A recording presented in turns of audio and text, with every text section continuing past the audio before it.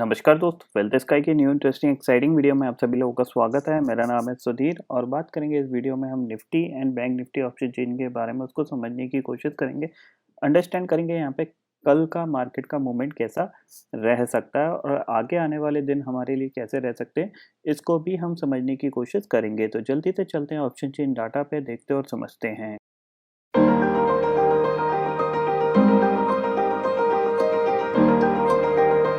NSC की website पे जहाँ पे हम Nifty and bank Nifty option chain data समझने की कोशिश कर रहे हैं।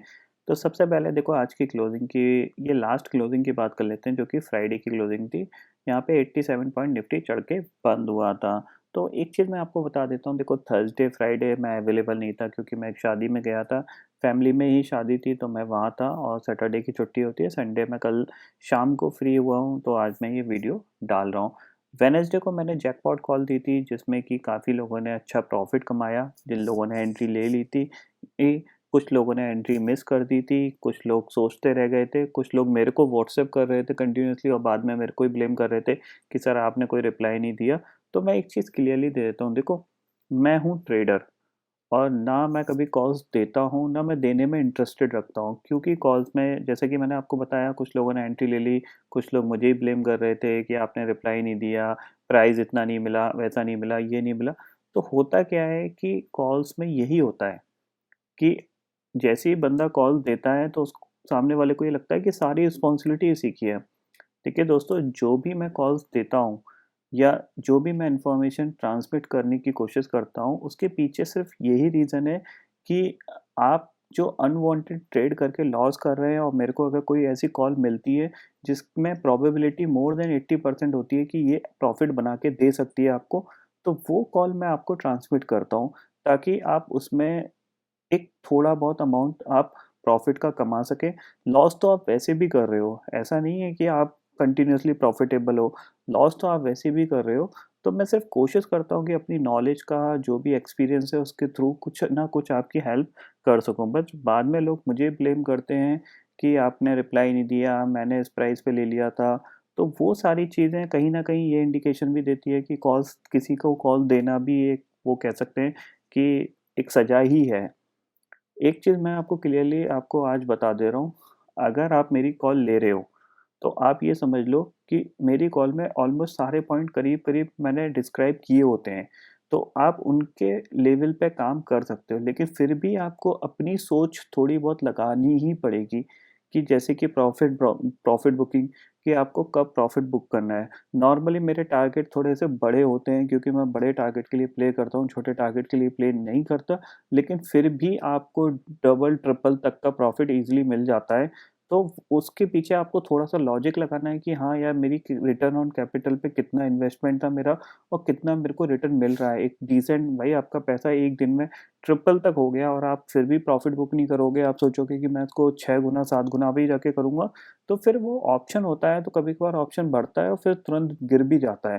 तो आपको थोड़ा-सा दिमाग लगा के रखना है कि हाँ भैया, 2 गुना हो गया, 3 गुना हो गया, मैं प्रॉफ़िट बुक कर लूँ।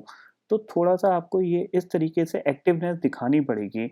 रिस्क में भी आप अपने रिस्क को डिफ़ाइन कर सकते हो कि मैंने बोला 10,000 का लो, तो अगर आप 10 की जगह 8 या 12 के बीच में भी अगर आप लेते हो, 13 के भी बीच में भी लेते हो, तो भी आप अपने आप को थोड़ा-सा एक्टिवली काम करिए, तो वो ज़्यादा इम्पोर्टेंट रहता है। आगे आने वाले दिनों में भी अगर मैं कोई कॉल आपको शेयर करूँगा, अगर मैं अवेलेबल हूँ व्हाट्सएप पे या मैं ट्रेडिंग नहीं कर रहा हूँ, तो मैं आपको 100% रिप्लाई दे दूँगा। अगर मैं अवेलेबल नहीं हूँ तो आपको सारे डिसीज़न खुद ही लेने पड़ेंगे, अदरवाइज़ आप मेरी कॉल मत खरीदिए। मैं क्लियरली बोल रहा हूँ, मत खरीदिए मेरी कॉल, क्योंकि मैं वैसे भी कॉल नहीं लेता। अब जब कॉल मिलेगी तभी आपको कॉल मिलेगी। तो ये सारी चीज़ें आपको ध्यान में रख के ही आपको कॉल्स के रिगार्डिंग कोई पेमेंट करना है या आपको उस कॉल्स पे कोई भी एक्शन लेना है। इस चीज़ को आप क्लियरली समझ लीजिए। अगर हम बात करते हैं अब यहाँ पे मार्केट की, तो सबसे पहले देखो निफ्टी 87 पॉइंट यहाँ पे चढ़ के बंद हुआ है। तो सबसे पहले ट्रेडिंग सेशन को समझते हैं, तो हुआ क्या? ये एक्सपायरी का ट्रेडिंग सेशन था। 19 तारीख आपको मार्केट ऊपर गया और मैंने आपको वेडनेसडे के दिन क्लियरली बताया था कि 13,000 के आसपास आपको सेलिंग प्रेशर देखने को मिलेगा। तो यहाँ पे आप देख रहे हो हाई कितना बना था? 12,963 का। जिसने ये वेडनेसडे वाला वीडियो देखा होगा उसको डेफिनेटली उसने ऊपर से शॉर्ट किया होगा मार्केट में, और ये आपको गिरावट देखने को मिली थी। इसके पीछे मैंने आपको रीज़न भी बताया था, बिकॉज मार्केट कंटिन्यूसली ऊपर जा रहा है और हम एक्सपायरी के दिन काफ़ी ज़्यादा कॉल्स के प्रीमियम जंप हो चुके थे, तो एक गिरावट देखने को मिल सकती है। तो वही गिरावट देखने को मिली।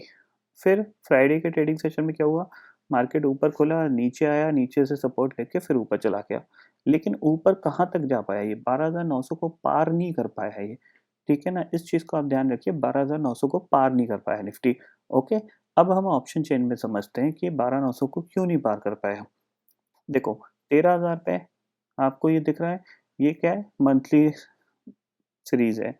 13,000 पे आपको कितना ओपन इंटरेस्ट दिख रहा है, हाईएस्ट ओपन इंटरेस्ट दिख रहा है 13,000 की कॉल पे, जो कि कितना है, ऑलमोस्ट 36 लाख का मान के चल सकते हो आप, ठीक है। इसके बाद अगर देखा जाए तो 12,900 की कॉल 27,88,000 का ओपन इंटरेस्ट दिख रहा है। यहाँ पे थोड़ा सा ओपन इंटरेस्ट घटा भी है, इस चीज़ पे भी ध्यान दीजिएगा। 13,000 की पुट क्लियरली दिख रहा है, 8,65,000 का ओपन इंटरेस्ट दिख रहा है, जो कि इतना ज़्यादा स्ट्रॉन्ग नहीं है कंपेयर टू कॉल। तो 13,000 आपके लिए हडल रहेगा इस पर्टिकुलर सीरीज में। 12,900 की पुट यहाँ पे 14,67,000 का ओपन इंटरेस्ट यहाँ पे क्लियरली दिख रहा है, बट ये भी अगर कंपेयर किया जाए कॉल से तो काफ़ी ज़्यादा कम है। कॉल पे कितना है, 27,88,000 का कॉल राइटर्स हैं, और पुट राइटर्स कितने हैं, सिर्फ 14,67,000 का। इसीलिए यहाँ पे निफ्टी 12,900 को पार नहीं कर पाया, ठीक है।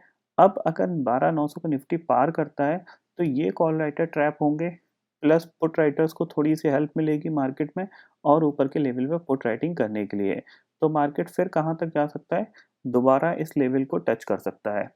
इम्पॉर्टेंट तेजी कब बनेगी, जब मार्केट 12,670 के 12,970 के ऊपर कामकाज करेगा या फिर 13,000 के ऊपर काम करेगा। अगर 13,000 के ऊपर कामकाज करने लगता है तो आपको 100 से 150 पॉइंट की और रैली देखने को मिल सकती है, बट फिलहाल ऐसा लग नहीं रहा है।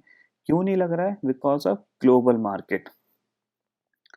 पिछले कुछ ट्रेडिंग सेशन में डाउ का बिहेवियर देख लेते हैं। पिछले कुछ ट्रेडिंग सेशन में डाउ का बिहेवियर कुछ ऐसा रहा है कि ये 30,000 को टच किया, 30,000 को टच करने के बाद ये धीरे धीरे नीचे आ रहा है। इंपॉर्टेंट लेवल डाउ के लिए क्या होगा, 28,800 के नीचे अगर जाता है तो there will be the chance कि डाउ जोन्स में फिर से ये जो गिरावट आई थी ये गिरावट आ सकती है। रीज़न क्या होगा, जो कोरोना वायरस के जो केसेस में स्पाइक हुआ है यूएस के अंदर, वो आपका रीज़न होगा, ठीक है। तो ध्यान रखिएगा, 28,800 का लेवल अगर टूटता है तो आपको मार्केट में तेज़ी नहीं करनी है। फिलहाल अगर मैं आपको पॉइंट ऑफ व्यू के हिसाब से बताऊं, अगर मैं डेली चार्ट के हिसाब से अगर देखूं मार्केट में, तो आप देखो, ये हमारा व्यू है मार्केट का। पिछले ये मुहूर्त ट्रेडिंग का सेशन था, मुहूर्त के बाद हम गैप अप खुले, गैप अप खुलने के बाद फिर हमने ये ऊपर के लेवल पे काफ़ी देर तक काम करके ऊपर जाने की कोशिश करी, नहीं जा पाए। फिर हम नीचे आ गए, नीचे के बाद हमने 12,750 पे सपोर्ट लिया है। अगर हम अब की बार 12,750 को तोड़ के नीचे जाते हैं तो क्लियरली यहाँ पे आपको 150 से 200 पॉइंट की गिरावट देखने को मिलेगी। वो किस लेवल तक देखने को मिलेगी, 12,750 टूटता है, उसके नीचे कामकाज करते हैं तो आपको 12,570 तक की गिरावट देखने को मिलेगी। तो ये गिरावट आप कैच कर सकते हो अगर मार्केट 12,740 को तोड़ के नीचे जाता है, ये आप मान के चलो, ठीक है। सेम चीज़ आपको बैंक निफ्टी बता देता हूँ कि बैंक निफ्टी भी अगर आपका 29,000 के नीचे कामकाज करना स्टार्ट करता है तो पहला टारगेट होगा आपका 28,600। 28,600 टूटता है तो आपका जो अगला टारगेट होगा वो होगा आपका 28,000 का, ठीक है। ये चीज़ आप क्लियरली समझ लीजिए। क्यों गिरेगा मार्केट, क्योंकि ग्लोबल मार्केट नेगेटिव है। अगर ग्लोबल मार्केट में यहीं से बाउंस बैक आ जाता है तो हम भी इन्हीं लेवल पे, इन्हीं सपोर्ट के लेवल पे, जो कि 12,750 या 12,700, इन्हीं से ही बाउंस कर जाएंगे। अगर यहाँ पे सेल ऑफ कंटिन्यू होता है, धीरे धीरे ये और नीचे जाता है, 28,800 के तरफ बढ़ता है, तो आपको और गिरावट देखने को मिलेगी। तो आपको नज़र ऐसे ही लेवल पे रखनी है। बाकी अगर कोई ट्रेड बनता है तो मैं डेफिनेटली आपको शेयर करूँगा, बट फिलहाल मैंने आपको व्यू बता दिया है कि आप थोड़ा सा बाइंग की साइड ना फोकस करके शॉर्ट साइड पे फोकस करिए। बाइंग की साइड पे निफ्टी में जगह नहीं है ऊपर, लेकिन गिरने के लिए निफ्टी आराम से 12,500 तक गिर सकता है।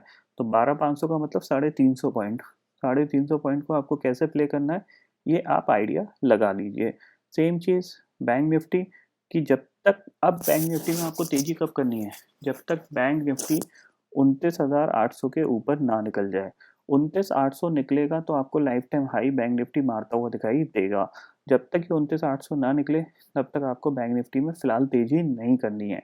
नीचे की तरफ आपको जो गिरावट देखने को मिलेगी वो सेम लेवल है, 29,000 टूटेगा तो 28,600, 28,600 टूटेगा तो 28,000, सिंपल सी चीज़ है। और 28,000 टूटेगा तो आपको 27,700 तक की गिरावट देखने को मिलेगी। तो इस तरीके से आप फोकस कर सकते हो आगे आने वाले ट्रेडिंग सेशन में मार्केट के अंदर। तो ये चीज़ पूरी आपको क्लियरली मैंने आपको बता दी है, और ग्लोबल मार्केट का सिनेरियो मैंने डाउ फ्यूचर आपको बता दिया है। लास्ट ट्रेडिंग सेशन में 271 पॉइंट ये गिर के बंद हुआ था, और अगर डाउ की बात कर लेते हैं 219 पॉइंट यहाँ पे ये गिरावट के साथ बंद हुआ था। तो देयर विल बी चांसेस कि मार्केट में थोड़ी सी वॉलेटिलिटी बढ़ सकती है, तो इस चीज़ पे आप ज़रूर फोकस करिएगा। तो आई होप दोस्तों ये पर्टिकुलर डाटा आपको समझ में आ गया होगा। दोस्तों फिलहाल इस वीडियो में इतना ही है। आई होप ये वीडियो आपको पसंद आएगा। वीडियो पसंद आता है तो लाइक और शेयर ज़रूर करिएगा, और चैनल को जो सब्सक्राइब कर लीजिए, क्योंकि मैं सुधीर लेके आता रहूँगा हर दिन आपके लिए नए नए वीडियो। इसी के साथ शुक्रिया दोस्तों।